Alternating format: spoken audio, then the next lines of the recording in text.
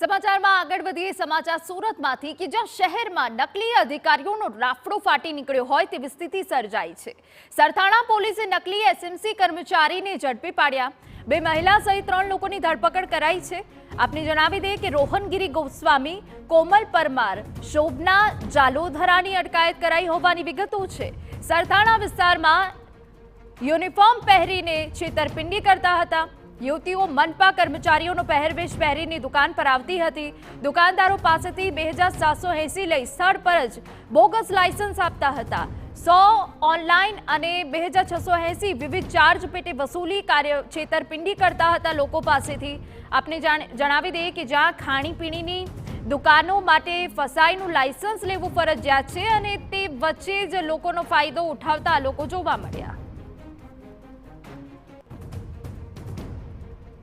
સુરત શહેરની અંદર એક પછી એક ડુપ્લિકેટ અધિકારીઓ જે પકડાઈ રહ્યા છે। થોડા દિવસ અગાઉ સુરત ક્રાઇમ બ્રાન્ચ પોલીસ દ્વારા સીએસએફના એક અધિકારી ડુપ્લિકેટની ધરપકડ કરી હતી અને ત્યારે સુરત મહાનગરપાલિકાના ડુપ્લિકેટ અધિકારી બની અને લોકો પાસે ફૂડ એન્ડ ડ્રગ્સનું જે લાયસન્સ કાઢી આપનાર જે આખી જે ટોળકી હતી તેમની સામે સરથાણા પોલીસ સ્ટેશનની અંદર ગુનો નોંધવામાં આવ્યો છે। એસએમસીના કર્મચારી ન હોવા છતાં એસએમસીના કર્મચારીને પહેરવેશ ડ્રેસ પહેરવી ખોટી રીતે અલગ અલગ જે સરથાણા, કાપોદ્રા, વરાછા વિસ્તારની અંદર જે દુકાનદારો છે તેમની પાસે જતા હતા અને તેમનું જે ફૂડ સેફ્ટી એન્ડ સ્ટાર્ટર્સ ઓથોરિટીનું જો લાયસન્સ ન હોય તો તેમને લાયસન્સ કાઢી આપવા માટે જે ડોક્યુમેન્ટ લેવામાં આવતા હતા અને જે મુખ્ય આરોપી છે રોહિતગીરી ગૌસ્વામી, તે આખો માસ્ટર માઇન્ડ છે। અલગ અલગ જે દીકરીઓ છે તેમને જે પગાર ઉપર રાખવામાં આવતી હતી અને દુકાનદારો પાસે મોકલી અને તેમની પાસેથી જે ડોક્યુમેન્ટ હતા તે જે મંગાવવામાં આવતા હતા અને એક લાયસન્સ પેટે 2600 રૂપિયા લેવામાં આવતા હતા। એટલે આ બાબતેની સુરતના સરથાણા પોલીસ સ્ટેશનની અંદર ફરિયાદ નોંધાતાની સાથે જ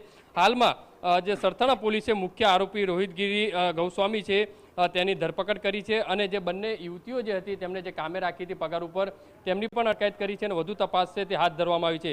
જે રીતે માહિતી મળી રહી છે તે પ્રમાણે આ રોહિતગીરી જે મુખ્ય આરોપી છે તેમના દ્વારા સુરત શહેરના 500થી વધુ લોકો દુકાનદારો છે તેમની પાસે અલગ અલગ રીતે મહાનગરપાલિકાના કર્મચારી કે જઈ અને લાયસન્સ ગાડી આપવાના માને ચીટિંગ કર્યા હોવાનો જે ખુલાસો છે તે થઈ રહ્યો છે।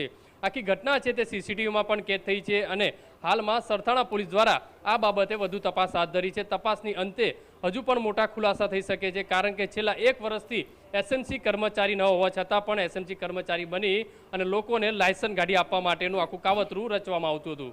કેમેરામેન સંજય ચંડલ સાથે બલદેવ સુથાર, TV9 સુરત।